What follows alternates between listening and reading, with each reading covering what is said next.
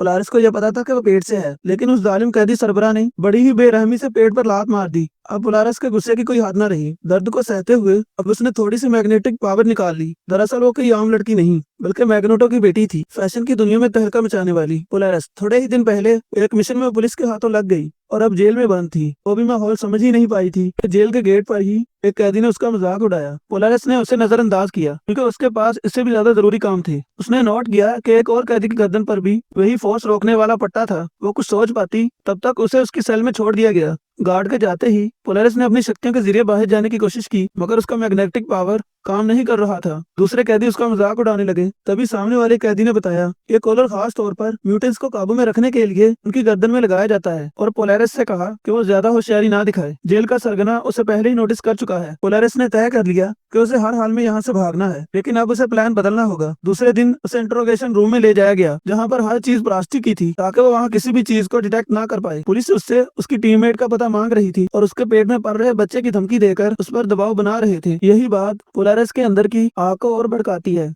Lunch break में उसने पॉलिया नाम के एक कैदी से कॉलर खोलने का तरीका पूछा, मगर वो हंसते हुए कहती है कि ये नामुमकिन है और वो पोलारिस से उठकर दूर चली जाती है। ये सारी बातें वो ब्लैक लेडी सुन रही थी। ब्रेक के बाद वही कैदी उसे अपने पास बुलाती है और उसे कहती है कि यहाँ की रानी मैं हूँ। पोलारिस उसे घूर कर चली जाती है, मगर तभी एक दूसरे कैदी ने पीछे से पोलारिस को गिरा दिया और एक जोरदार मुक्का उसके मुंह पर मार दिया। अब वो बार बार उसे मार रहे थे और उसका मजाक भी उड़ा रहे थे। अब पोलारिस ने हिम्मत जुटाई और अपने आसपास की मेटल टेबल को कंट्रोल करके उस ब्लैक लेडी को दीवार से चिपका दिया। पोलारिस पर फिर हमला हुआ। तभी वहां पर गार्ड आ गए और बिना पूछताछ के पोलारिस को अंधेरे कमरे में डाल दिया गया। अब पोलारिस पूरी तरह से टूट चुकी थी, लेकिन अपने बच्चे की सोचकर उसने आखिरी कोशिश की। गेट पर पूरी ताकत से अपनी शक्ति थोपी। उसका जिस्म थक चुका था, लेकिन उसके अंदर का जज्बा नहीं। कुछ दिन बाद पोलारिस को दूसरे कैदी के साथ यहाँ से शिफ्ट किया जा रहा था। स्पेशल ट्रक प्लास्टिक से बना ताकि उसकी शक्तियां बेअसर रहें, पर कोई नहीं जानता था कि उसके साथियों ने रास्ते में अपना जाल बिछा रखा था। ट्रक जैसे ही मौके पर पहुंचा तो दो म्यूटेंट्स ने मिलकर फायर को ब्लास्ट कर दिया। जेल स्टाफ ने फौरी तौर पर सिक्योरिटी को संभाल लिया। एक इनविजिबल मैन ट्रक के पास गया,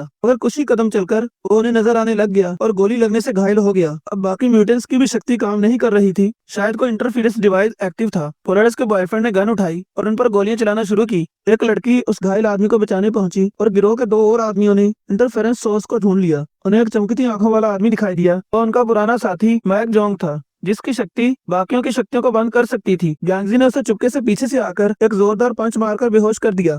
अब पोलारिस को महसूस हुआ कि उसकी शक्तियां वापस आ चुकी हैं, मगर ट्रक में कोई मेटल नहीं था। तभी साथ वाला कैदी अपने टांग में लगे स्टील क्रूज निकालने को कहता है। पोलारिस हिचकिचाई, लेकिन फिर वो स्क्रूज निकाल लेती है और उनके जरिए रस्सियां काट लेती है। जैसे सिक्योरिटी गार्ड्स को पता चलता है, तब तक बहुत देर हो चुकी थी। बाहर बाकी म्यूटेंट्स की शक्तियां वापस आ चुकी थी। पोलारिस का बॉयफ्रेंड कार के फ्यूल टैंक पर लेजर मारता है, जिससे एक तेजदार धमाका होता है। जेल के सिक्योरिटी गार्ड डर जाते हैं और उन पर गोलियां चलाने का आदेश दे देते हैं। ब्लू गर्ल्स स्पेस फाड़ कर बाकी साथियों को अंदर ले लेती हैं। तभी ट्रक का पिछला दरवाजा खुलता है। अब पोलारिस आजाद हो चुकी है। अब उसके पास अगर मेटल हो तो वो किसी को भी हरा सकती है। ये देखकर वो सिक्योरिटी गार्ड पीछे हटने का फैसला करते हैं। पोलारिस अपने बॉयफ्रेंड के गले लगती है और इस तरह पूरी टीम की मदद की वजह से पोलारिस को आजाद कर लिया जाता है। लेकिन असली खतरा तो अब शुरू हुआ है। पोलारिस ने अपनी कार का शीशा तोड़ा और उसे बाहर फेंक दिया। दरअसल उसे पता था कि भाई ड्रोन उन्हें देख रहा है। तभी उसी लड़के ने अपनी शक्ति का इस्तेमाल किया। तेज गर्म रोशनी जो शीशे से रिफ्लेक्ट होकर ड्रोन पर जा लगी और उसे ब्लास्ट कर दिया। ये छोटी सी जीत दोनों को बहुत सुकून देने वाली थी, मगर सफर अभी खत्म नहीं हुआ था। अचानक एफबीआई की एक टीम ने उनका रास्ता रोका। मैग्नेटो की बेटी पोलारिस ने तो इस तरह की धमकी को तो गिनती में ही नहीं लिया। उसने अपना हाथ घुमाया और वहीं से गोलियां वापस भेज दी। एफबीआई चीफ सब देखता रहा। दरअसल उसे समझ आ गया वो पूरी तरह पोलारिस के रहमो करम पर है, मगर पोलारिस ने उसे मारा नहीं, बल्कि पास की कंक्रीट में मौजूद एक लोहे के सरिये को उसकी गर्दन में लपेट दिया ताकि वो भी महसूस कर सके एक स्टील नेकलेस का मजा। तभी बाहर से और फोर्स आ गई। अब पोलारिस ने अपनी पूरी शक्ति दिखाई और सारे लोहे के टुकड़े हवा में उठे और ग्लास की विंडो तोड़ते हुए उनकी कारों पर आकर गिरे। दरअसल ये उनके लिए इशारा था कि हम कमजोर नहीं हैं, लेकिन एफबीआई ने उनकी एक कमजोरी पहचान ली, वो ये कि वो किसी को मारती नहीं। फिर क्या था, अब तेजी से गोलियां भर ली गईं और आंसू गैस फेंकी गई, जिससे पोलारिस को पीछे हटना पड़ा। कुछ वक्त बाद जब वो म्यूटेंट हेडक्वार्टर पहुंचे तो पोलारिस ने बाकी बच्चों को सिखाना शुरू किया कि कैसे अपनी शक्तियों को काबू में लाएं और कैसे अपने मुखालिफ के खिलाफ लड़े, क्योंकि इंसानों ने उन्हें अपना हिस्सा नहीं समझा, बल्कि अपने एक्सपेरिमेंट के लिए उन्हें बंदी बनाकर रखा। पोलारिस जानती थी कि लड़ाई के बिना अपने आप को मनवाना मुमकिन नहीं, और जल्द ही वो दिन भी आ गया। बाहरी निगरानी में एक सेंटिनल ने देखा कि एफबीआई की एक भारी टुकड़ी हेडक्वार्टर की तरफ बढ़ रही है। ब्लैक आयरन ने तुरंत रिट्रीट का ऑर्डर दिया, क्योंकि एफबीआई के साथ कुछ बेहस्त म्यूटेंट भी थे जो उनके खिलाफ लड़ने को तैयार थे। शुक्र था हेडक्वार्टर से एक सुरंग बना ली गई थी। अब पोलारिस और उसका भाई पीछे ही रह गए ताकि सबूत मिटाकर वो उनके पीछे जा सकें। जब बाकी टीम वहां से भाग गई तभी दुश्मन अंदर घुस आए। सभी म्यूटेंट्स ने साउंड वेव से हमला किया मगर पूरी इमारत अब खाली थी। अब पोलारिस और उसका भाई एक साथ फाइनल मूव के लिए एक दूसरे का हाथ थामे खड़े थे। तभी एक चमकदार रोशनी निकलती है जिससे पूरा हेडक्वार्टर स्पेस में फैल गया। उधर दूसरी तरफ पोलारिस एक सीक्रेट मिशन पर थी, उस इंसान को खत्म करने जो म्यूटेंट्स पर जुल्म कर रहा था। उसके साथियों को यह बात पसंद नहीं आई। उनका मानना था कि इससे इंसानों और म्यूटेंट्स के रिश्ते और भी बिगड़ जाएंगे। मगर पोलारिस जानती थी कि इज्जत डर से आती है, दया से नहीं। वो एक सुकून की जिंदगी चाहती थी मगर कमजोरी के साथ नहीं। दरअसल अब पोलारिस का बच्चा पैदा होने वाला था और ये लगता था कि उसके पेट में बच्चा भी उतना ही जिद्दी था जितनी वो खुद। पोलारिस के पेट में पड़ रहा बच्चा उसकी माँ से भी ज्यादा जिद्दी निकला। एक बार की हलचल में ही 6000 पाउंड वजनी कार उसकी तरफ खिंच गई। ये देखकर सभी दोस्त हैरान रह गए। एक मैग्नेटो का खून था। बच्चे की डिलीवरी सही से हो सके इसीलिए दोस्तों ने पोलारिस के लिए एक सैन्य बंकर किराए पर लिया जिसकी दीवारें पूरी तरह कंक्रीट से बनी हुई थी। मगर ये काफी नहीं था।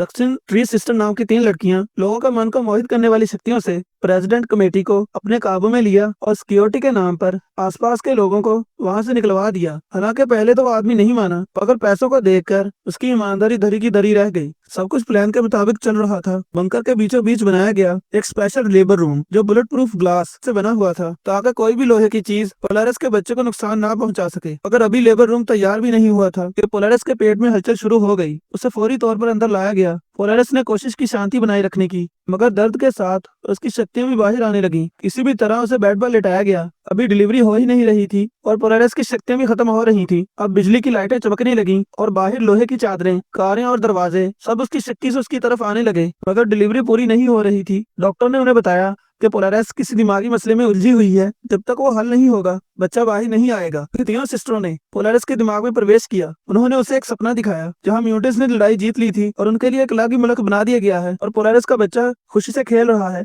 अब पोलारिस की आंख खुली और उसे अपना मकसद याद आ गया और अब उसने पूरी ताकत से जोर लगाया और बिजली का झटका पूरे शहर में फैल गया और सिस्टम बंद हो गए और आखिरकार बच्चा सुरक्षित पैदा हुआ जिसका नाम रखा गया जेंगशी जिसका नाम है सवेरा, एक नई शुरुआत। मगर ये एक पावरफुल जन्म सरकारी रडार पर आ गया। अगले ही दिन अखबारों की हेडलाइन बनी, रहस्यमय ब्लैकआउट। जुईजी नाम की एक लड़की ने दक्षिण सिस्टर को आदेश दिया कि जिस किसी को भी इसका पता है उसे मिटा दो। सिर्फ रेजिडेंट कमेटी का मोटा मैनेजर ही सब कुछ जानता था। एक दिन पहले ही उन्होंने उसके घर के गार्ड को मरवा दिया। अब टारगेट था वो मोटा मैनेजर। वो उनसे बचकर भागना चाहता था मगर तीनों बहनों को देखकर समझ गया कि अब इससे बच पाना मुश्किल है। उन्होंने उसके दिमाग को गहरी सोच में डाल दिया और तभी उसके साथ एक गाड़ी टकरा गई जिसने सबको चौंका दिया। ये हादसा साफ दिखाता था फिर जुईजी अपने रास्ते में आने वालों को खत्म कर देती है और उन पर जरा भी रहम नहीं करती। ये लड़की कोई आम लड़की नहीं थी। उसने जरा सा जोर दिखाया और ब्रेड का टुकड़ा चूर चूर हो गया। लेकिन उसने अपने माँ बाप की बिगड़ी नजरों को नहीं देखा। तभी बाहर से अजीब सी आवाजें आने लगी। उसके फादर जल्दी से देखने चले गए और अगले ही पल लड़की के सामने जो नजारा था उसने उसे अंदर तक डरा दिया। लेकिन जब उसने अपने फादर के चेहरे पर मुस्कुराहट देखी तो वो समझ गई कि ये सब कुछ उसके माता पिता ने ही किया है।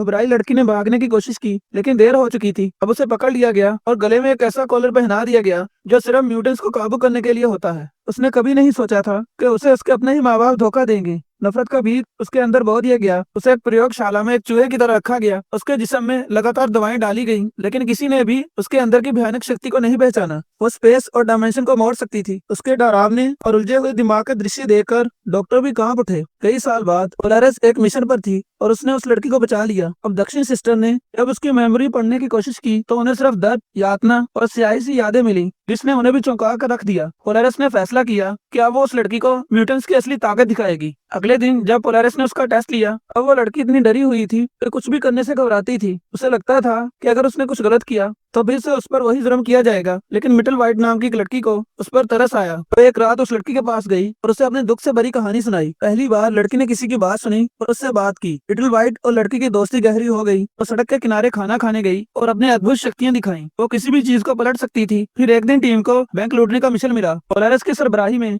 सबने बिना किसी डर के बैंक के अंदर एंट्री ली। दक्षिण सिस्टर्स ने गार्ड्स को बेअसर किया। पोलारिस ने गोलियां रोक ली और जुईजी ने अपने साउंड वेव के जरिए सबको जमीन पर गिरा दिया। बैंक के मुख्य तहखाने को खोलने का जिम्मा अब उस लड़की का था। उसने बड़े ही आराम से चट्टाने तोड़ी, रास्ता बनाया और बैंक के पूरे पैसे को पोलारिस के अकाउंट में ट्रांसफर कर दिया। लेकिन जैसे ही टीम वापसी करने लगी तब लड़की का अतीत उसके सर पर चढ़ गया। वो उन सबको मारने लगी जो पहले उसे कैद करते थे। उसका चेहरा अब मासूम नहीं था। वह पूरी तरह बदल चुकी थी। जुइज का बॉयफ्रेंड भी उसी में था जिनकी वहाँ पर जान गई। पोलारस ने रास्ते में उसे समझाने की कोशिश की कि बेगुनाह लोगों को मारना ठीक नहीं, लेकिन लड़की को अपने किए पर कोई अफसोस नहीं था और अपनी पावर से कार का दरवाजा तोड़ते हुए वहाँ से चली गई। जुइजी अब चुप नहीं बैठी, उसने शैडो मैन को भेजा जिसने लड़की को पकड़ लिया, फिर उसे काले लोहे के पिंजरे में बंद कर दिया जहाँ पर फिर से उस पर जुल्म किया गया। लेकिन जब लिटिल व्हाइट ने यह सब कुछ देखा तो वह चुप नहीं रह पाई। रात के अंधेरे में वो पिंजरे तक पहुंची और अपनी शक्तियों से उसे आजाद कर दिया, लेकिन लड़की को लगा कि जुइजी को अब जिंदा छोड़ना और भी खतरनाक होगा। उसने उसे मारने का फैसला किया। लिटिल व्हाइट ने लाख मना किया, लेकिन लड़की कॉन्फ्रेंस रूम में घुस गई और उस पर हमला करने लगी। और तभी लिटिल व्हाइट ने एक झटके में लड़की की मूवमेंट रोक दी और उसी रुकावट में लड़की का सर दीवार से टकरा गया, इससे वो मर गई। लिटिल व्हाइट के हाथों ही उसकी जान चली गई। अब उसका दर्द और पछतावा लफ्जों में बयान नहीं किया जा सकता था। किसी को नहीं पता था कि ग्लैमरस और खतरनाक दिखने वाली दक्षिण सिस्टर्स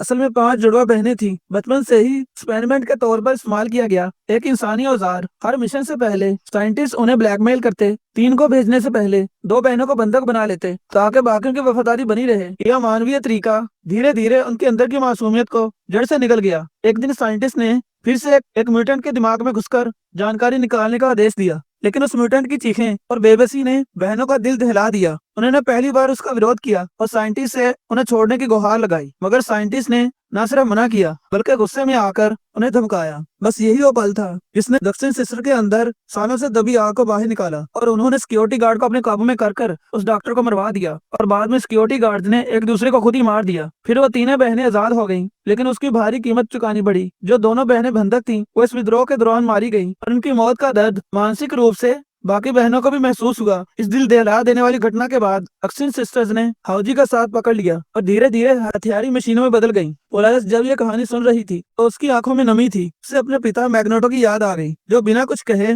उसे छोड़कर चला गया था। यही बात पोलारस के अंदर एक ताकत पैदा करती थी। वो अब नई पीढ़ी के मैग्नेटो बन चुकी थी। इसी दौरान उसे हाउ जाओ की असली मंशा पता चली। वो सिर्फ म्यूटेंट्स के लिए जगह नहीं चाहती थी, बल्कि सरकार को पूरी तरह से तबाह करना चाहती थी। जल्दी ही हाउ जाओ ने सरकार पर हमला कर दिया। उसने दक्षिण सिस्टर को आदेश दिया कि वो लिटिल व्हाइट और उनकी जोड़ी को जबरन अपनी पावर इस्तेमाल करने पर मजबूर करें। जब पोलारिस वहां पहुंची तब तक बहुत देर हो चुकी थी। इमारत खंडर बन चुकी थी। पोलारिस का अगला मिशन अब साफ था, हाउजी को रोकना। लेकिन हाउजी के पास एक डरावनी ताकत थी। वो आसपास के सभी म्यूटेंट्स की शक्ति को पूरी तरह से मिटा सकती थी। ऐसे में एक आदमी ने अपनी जान की कुर्बानी देने का वादा किया। उसके पास थी एक अनोखी और अंतिम शक्ति, ऐसी शक्ति जो सब कुछ खत्म कर सकती थी। जाने से पहले उसने अपने प्रेमी से विदा ली और अकेले ही लिफ्ट के जरिए हाउजोई के पास पहुंच गया। हाउजोई ने उसका मजाक उड़ाया और उसे बोली कि तुम्हारी शक्ति सबसे बेकार है, लेकिन उसका मन पहले से ही तैयार था। उसने खुद को विस्फोटित कर दिया। इससे एक जोरदार धमाका हुआ और सब कुछ राख में बदल गया। हाउजी की मौत के बाद दक्षिण सिस्टर्स ने अपने आखिरी मिशन को पूरा किया। उन्होंने हाई लेवल अधिकारियों को